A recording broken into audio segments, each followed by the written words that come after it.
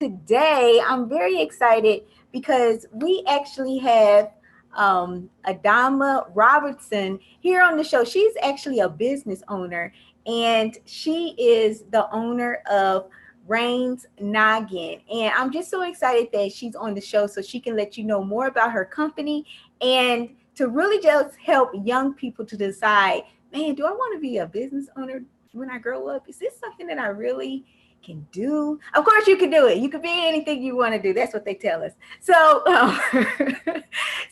what I would love for you to do is make sure you type your questions and your comments in the comment field so that I can actually relay those questions and comments to Adama. Go ahead, just knock yourself out. Just ask anything you want to ask her. And we want you to just learn more about her. Also, make sure you also continue to visit the website www.todayiwanttobe, the number two, so that you can actually find out when the other interviews will be. I actually started this company because I struggled so much to figure out what I just want to do with my life. And so I want to help other youth and kids just have a better understanding of what they want to do when they grow up and have an opportunity to talk to other professionals in these specific fields so that they can figure out, man, do I want to do this? And the cool thing about this is your child, your granddaughter, or your niece can actually become a co-host. So what you would do is go to the website www.todayiwanttobe.com and go to join the movement and then just sign them up where it says become a co-host. I'll have all that information in the description box as well. So Adama, thank you so much for one, just being a part of the calendar. I'm telling you, I have so many compliments. They like, she is so pretty. I'm like, she is pretty, isn't she? Thank you. She is Miss January. If you did not purchase your calendar, I don't know what you was waiting on, but she is actually Miss January. And so that's why we're doing her interview this month, because each month, each featured professional will be interviewing those specific professionals. So Adama, can you just let the viewers know just a little bit more about yourself and your company? Well, my name is Adama Robertson, and I'm the CEO of Rains Noggin Incorporated, which is a baby apparel and hair care accessory company where we focus on natural hair, curly hair, hair of all types, but just anything that's needed to take care of baby's hair. Yeah, and you hear the baby back there. She Yeah. ain't playing. This is real. We ain't playing with no baby alives here. Right, you hear her. But yeah, I'm 22. I started the company in 2019, and it's been a year of learning. Definitely, definitely. So now, why did you decide to start Rain's Noggin? So for me, I saw a problem and I didn't want to wait for a solution. So Mm-hmm. when my daughter, whose name is Rain, the company is named after her, when she was born with a lot of hair. Mm-hmm. And when you have a baby, they tell you you're supposed to keep the baby. Whenever they sleep, they have to sleep flat on their back. Okay. Um, so it's just safer that way. They're not going to get caught up in any sheets or anything like that, or Mm-hmm. so their nose is not against the mattress. But by doing this, because babies sleep a lot, Okay. when they're laying on their backs, their hair is not protected well at all. And Mm-hmm. she developed a bald spot right in the center of the back of her head. So she Mm-hmm. was born with all this beautiful curly hair and it was falling out. And I was like, what is happening to my baby's hair? Mm-hmm. Mm-hmm. And I realized it was just because she was always on her back. And it is the safest way for her to be, but I wanted to figure out how her hair could also be safe while she was safe. Okay. Um, so I decided to get into making satin bed sheets for her crib, and Okay. I made like a satin cover for her car seat where her head Mm-hmm. goes, and a satin bonnet. And when I did that, I started getting a lot of questions like, "Oh, where'd you get this? Where'd you get Uh-huh. that?" And I was like, maybe I should sell this. Uh-huh. Uh-huh. So now, did you know how to sew before this? I did not. Tell us about that though. Like, giving yourself that learning curve to, say, okay, Adama, I'm going to do this, but I have to learn how to sew. Was that your first reaction, or was you just like, I'm just going to get me a seamstress, somebody that sews, and just have them make it for me? Yeah, the first thing I did was I went into a bunch of group messages with friends and I said, who can sew really well? Mm-hmm. And I didn't tell them why I was asking. I just asked who could sew really well. And the first friend that replied, I was like, hey, do you think you could help me out with something? Uh-huh. And she made a few bonnets for me. And it was kind of a process figuring out what I liked, what Mm-hmm. fit well on the baby's head, what was safe and wouldn't come off while she's rolling around, things like that. Mm-hmm. Um, and then I did not have to learn to sew until that friend who happened to be in college at the time had a lot of classes, so she couldn't help anymore. And I was like, oh, okay, I guess I gotta learn now. Right, right. So now, if we can just have a timeline. So when you first thought of this, how long was it until you actually incorporated, like just started telling people about it, started selling them? What do you think? Just a guesstimate.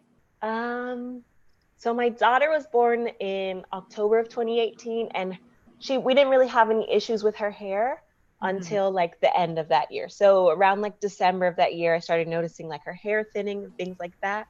Mm-hmm. So around January of 2019, I was like, okay, I need to figure out a solution for this before she like has a complete bald spot. Mm-hmm. And that's when I started looking into satin bonnets and satin crib sheets and things. And in April, so I guess 4 months after I started working on it for her, 4 months later, I started working on it as a business. Okay, okay. So now, if there were already satin bonnets and bed sheets out there, why did you still want to start your company? They were expensive. Yeah. And for me, as a mom, I kind of realized that um, baby stuff adds up. And I Mm-hmm. felt like, especially as a young mom, because when I had my daughter, I was 21 and Okay. I didn't necessarily have the funds to just spend on luxury items like satin sheets. um, Mm-hmm. so I felt like this was an important thing because a lot of times, just in the African American community in general, Mm-hmm. um, things like our hair are not taken into consideration. And I would love for my daughter to grow up in a world where that is taken into consideration from the day she's born, Yeah, but it's also affordable. So definitely. I kind of wanted to make a company where my products are affordable and it's a realistic thing for every baby to be able to protect their hair. That's good. So now I know that you actually just share with the viewers that you've actually started this company a year ago. Yeah. So that means you are still working full time. Yes. Why did you decide to, put so much on your plate like this? If you're already, working full time somewhere else. Yeah. So I kind of have learned in life that there's never a right time for anything. Mm-hmm. So when I had the idea of um, maybe I should start a business, my first mindset was I'll do it one day when I have the time. Yeah, And then I think my husband was like, but why can't you do it now? And that's I was good. like, I no, love I'm people doing like that. Uh-huh. yeah. And it kind of just but it really matters who you have around you, I Mm-hmm. guess. The encouragement of the people around you makes a big difference. Mm-hmm. And between my husband, my siblings, family members, and the encouragement they gave me, I knew that it was possible to do anything. Okay. It just may take a little longer. Mm-hmm. Mm-hmm. And so do you feel like your family gave you that support system that you really needed to keep you encouraged? Yes, definitely. Because especially when you're starting a business from scratch, there's a Mm-hmm. lot of things that come along that you don't expect. um, Mm-hmm. and it's very easy to just give up and say, I don't want to do this anymore. Yeah. And sometimes you need that person around you to say, no, you're doing this for a reason, remember? Mm-hmm. And it makes a big difference. Definitely. So now, what challenges have you actually faced as a business owner? So for me, I think the number one challenge was figuring out how to make my business legit. It's very common to find a lot of people that have businesses, but they're not necessarily um, businesses that have all their paperwork in line, Okay. or have checked all the boxes along the way Mm-hmm. and have given themselves the space to grow. And I knew Okay. from the beginning I wanted to create a company that, if in the future I wanted to give this company to my daughter, I wanted to make sure that from the beginning everything was done correctly That's and good. that I wasn't handing over a headache. Mm-hmm. So Mm-hmm. for me, I think the biggest challenge has been figuring out the right order to do things in, Yeah. and everything that is required in a business. So, do you have somebody else, like maybe a family member or a friend that's a business owner that you were able to ask these questions to? Yes, my brother actually, he's a business owner, but he's also a lawyer. So he was Oh, able to okay. kind of help me with understanding things, because a lot of times in the business world, there's a lot that you're not going to know if it's not something that Mm-hmm. you went to school for. Mm-hmm. So he was able to kind of sit down with me and walk me through things, even something like knowing the difference between an LLC or a different type of corporation. He was able Mm-hmm. to teach me things like that. That's good. And I want to tell you all that's watching, don't be discouraged if you don't have somebody, um, maybe a family member or a friend that is a business owner. I utilize the public library so much, and there is such a wealth of resources there, and that's one of the things with being a business owner. You have to figure out a way to accomplish your goal and to make this product or service a reality. And so you can't let anybody stop you, or, even in your own mind, you can't even let yourself stop you from pursuing what you want to do. You have to go out there and find those resources. And the library, the public library, is a great place to start for that. Yes, definitely. So, Adomino, what do you actually love about being a business owner? I think I love the freedom. Um, there's definitely been days where, um, if I'm sitting at work in an office, and when you're working for someone else, it's like you have all these things you need to do, and it's like, I'm really tired right now. Yeah. Like, I don't want to do this until tomorrow. But um, sometimes if it's something that your boss is telling you is super super important, even if it's not always that important, Hmm. you just got to get it done because that's where your paycheck is coming from. But Hmm. when you have your own business, you're able to prioritize your own things, and really figure out what is important and why it's important, so you can order things correctly and give yourself the time to breathe where it's needed. That's good. That's good. So now, what would you say to a young person that believes their idea is stupid and or that it just won't work? I would say try it anyway. Uh-huh. The only way something doesn't work is by trying. And honestly, there's no such thing as failure. It's just a Hmm. lesson learned. Um, Hmm. it is very rare for something to work the first time around. Even for something as simple as a bonnet, I think I had 10 different kinds that were made before I Wow. liked one. Yeah.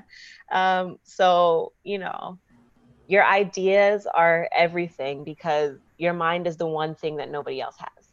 Hmm. So if you can think of it and you can imagine it, then go for it. Good. That's good. So, what are three things that you wish you would have known before you started your business? I wish I would have known that it doesn't happen overnight. Right. Right. I think in today's society, it's very easy to, like, you see things on social media and it's like, um, person starts business, next week they're a millionaire, and you're like, oh, Hmm. that's going to be me. I'm going to do that. But, Hmm. it doesn't always happen like that. And I think I would I wish that I would have known. It's okay to not have something that's completely brand new. Like you said, Mm, bonnets have existed forever. Like a bonnet is not a new thing, mhm. but it's the way that it's done and the way that it's presented to people. And if it's something that people really need, then it's worth it, even if it's something that's already out there. Yeah. So never be afraid to do something, even if you've seen it done already, because you can always do it better. Mm-hmm. Um, and I think another thing I wish I would have known is you can be your biggest supporter, but you can also be your biggest roadblock. Yeah. Um, because, at the end of the day, when you're the person in charge of the business, if you're discouraged, it's very easy to let everything fall apart. Mm-hmm. And that's all it takes because you are the business. So when you're encouraged, the business is encouraged. And when you're discouraged, the business is discouraged. And what do you actually use to motivate you when, times get hard or you just feel like giving up or you don't have those sales, you know? Yeah. For me, I think it's important to have a goal because when you have a goal, it's something that you're looking forward to. Mm-hmm. Um, I think as long as you have something to keep looking forward to, then you Mm-hmm. have a reason to keep moving. So for me, my goal is to one day have a business that's doing well and that my daughter can take over. Mm. So on days when it's not doing amazing or I'm not making a bunch of sales, I have to remind myself, well, she's not ready to run this business anytime soon anyway. So That's I have good. to. Mm-hmm. Yeah. So are you the type of person that you write your goals down or, we are really into this vision board craze right now. Do you create a vision board for yourself? Like, what do you do to um, see those goals and implement those goals? I have a book. So Okay. anytime I think of any idea, big or small, or any goals that I have, I write it down in my book. And I do it that way because over time, as the book gets filled up, I'm able to look back and I'm Okay. able to see what's changed over time. I'm able to see maybe I forgot something that I can start working on now. But Mhm. it's always great to be able to look back on things that you've done in the past and see your growth over time. So it sounds like, and some of you all may have never heard this word before, and because I just learned this word probably about a year and a half ago. But they have a word out there called a serial entrepreneur, and that is an individual that actually is a business owner of multiple like companies, and they don't even have to be in the same industry. Do you look at yourself as that type of person, a serial entrepreneur? Yes, definitely. So, I think from even when I was a kid, like even just playing with toys and like, when you create things, Mm-hmm. and you have your inventions as a kid and you don't take it seriously. Mm-hmm. But it really does give a window into who you'll be as an adult. Because as a kid, I used to create all these things, and I would try to make something for every problem in the world. Mm-hmm. And like you said, it doesn't have to relate to another thing. One day I might be trying to fix something on a Mm-hmm. chair, and the next day I might be trying to drink water better out of a cup or something. Yeah, yeah. um, but those things have nothing to do with each other. And I'm just the type of person who likes to solve problems, and it's what I like to do. Definitely. And I think that that's so good that you said that that's a window into, who you become, possibly as an adult, so you youth and teenagers and kids, don't be discouraged that, you like, man, how come I just don't want to focus on this one thing? It might be a reason for that. Because I was jumping around. I'm like, oh, this one is gonna work. When I was younger, I used to sell candy and all this other stuff. Yeah. So everything. Um, but do you feel like a person needs to go to college to be a business owner? No, definitely not. I think college can be great if it's your thing, and it's definitely not for everyone. I did go to college, but I think I spent my time in college just wanting it to be over. Yeah. um, because I just felt restricted. And college is the type of place where you have to pick something.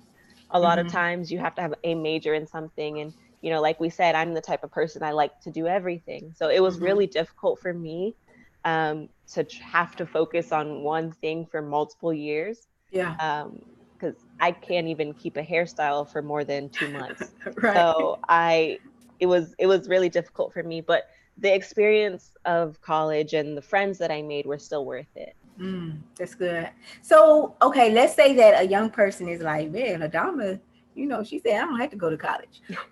Um, what type of training do you think is actually needed to be a successful business owner? And the reason why I'm asking Adama this question is because although you may not go the route of going to college, you still need some type of training to better your skill set that you may already have, or that passion, or that desire. There is a type of learning that is still needed in your life to become the best, and to um, know the new things that's out there to possibly even make your job a little easier. So, what do you think, Adama? I think life experience is definitely the best teacher, but I think it's important to have life experience in the thing you want to focus on. So for Hmm. me, to create a brand that is focused around baby's natural hair, it Hmm. was important for me to have a baby with natural hair. So I Hmm. understood the problem and I understood what things were needed and what things are actually helpful. And that's not to say that if you yourself don't have experience with it, you can't reach out into something. But Hmm. say, for example, you want to help with a problem that you have no experience in, it's important to reach out to people who do have experience in that problem and who Hmm. have lived through that so you can find out, you know, what am I actually going to help with? What am I Hmm. actually going to be able to do that will help this problem? Yeah. Because it's very easy to see something from the outside and not fully understand it, Hmm. and then, you know, just jump right in and try to do a million things. And sometimes you're doing all this extra work that's not necessary and you never would Yeah. know. So it's very important to get life experience in the issue that you're trying to focus on. Hmm. Hmm. That's good. And I know, just as a business owner myself, one of the things that I struggle with is just keeping track of my expenses and things like that. And if you are not skilled in a certain area, there are different professionals that you can hire. Not saying that you hiring them as a staff person yourself, but maybe you just need somebody to do your taxes, or maybe you need somebody to um, handle your social media for you, things like that. So don't think that you have to be perfect, or um, be perfect in every single skill set, but begin to, even with your friends, begin to create that team around you. You might have a friend in high school that just loves to be on social media, loves to talk. Maybe they are a public relations person, and so just start thinking about people that's in your life that will be able to help your business as well. So this is my last question for you. What three characteristics do you feel that a person needs to be a successful business owner? I think confidence Mm-hmm. is definitely very important. And that doesn't mean you have to be the most confident person in the world. But the first step in starting a business is believing that you can start a business. So you do have to be confident. And sometimes that can take time to build up that confidence. Yeah. But, you know, once you can look in a mirror and say, I'm a business owner, then you've taken that first step. Mm-hmm. And I think perseverance is important Mm-hmm. because, you know, not everything goes perfectly the first time you try, but it's important to get back up and keep pushing, no matter how many times, because, you know, on average, most businesses don't make it past 2 years. But once you've made it past 2 years, regardless of how much money you've made or Yeah. whether you haven't made any sales, just being still open after 2 years is an amazing accomplishment. That's good. But that Mm-hmm. takes perseverance. And I definitely think you need to be creative. Um, Mhm. it's important to be able to just open your mind and let your mind run wild and just say, hey, brain, what can you think of today? Yeah. Yeah. That's so good. So now, you all, I just want to thank you for just taking time to learn more about Adanma and her company, Brains Noggin. Can you just shout your website out? And I'll also list this in the description box as well. But if you could just shout your website out for us. Yes. So the website is rainsnoggin.com. And then on social media, we're on Instagram as Rains Noggin, just all one word. Great, great, great. So I thank you again, Adama, for just being a part of the calendar and just taking time to be with us and just help us to have a better understanding of what does it look like for a business owner. And I do have one last question. I just thought about this question. With having a full-time job, realistically, what does that look like having a full-time job and being a business owner? So for me, in the beginning, it did mean a lot of late nights, Hmm. especially as a mom, because, sometimes I would come home from work and I wasn't able to get to business stuff right away because I had mommy things to do. Hmm. But, it's about keeping it pushing and, keeping your goal in mind. It makes it worth the long hours. And then eventually you get to a point where you can create a system and you can create a schedule for yourself to kind of break down when you do what. And Hmm. once you get into your own groove, it just becomes a way of life. That's good. That's good. Okay, so seriously, y'all, that was my last question. I thank you all again for just taking time to watch another episode of Today I Want to Be. Our special guest, our featured professional was Adama Robertson, and again, her the name of her company is Rains Noggin. Make sure you continue to visit our website, www.todayiwant the number 2b.com, so you can find out when we will have our other interviews, as well as if you would like your child or granddaughter or niece to be a co-host, make sure that you visit that website and go to join the movement and then become a co-host. I hope you guys have a great night and we will talk to you all later. Bye bye. Bye bye.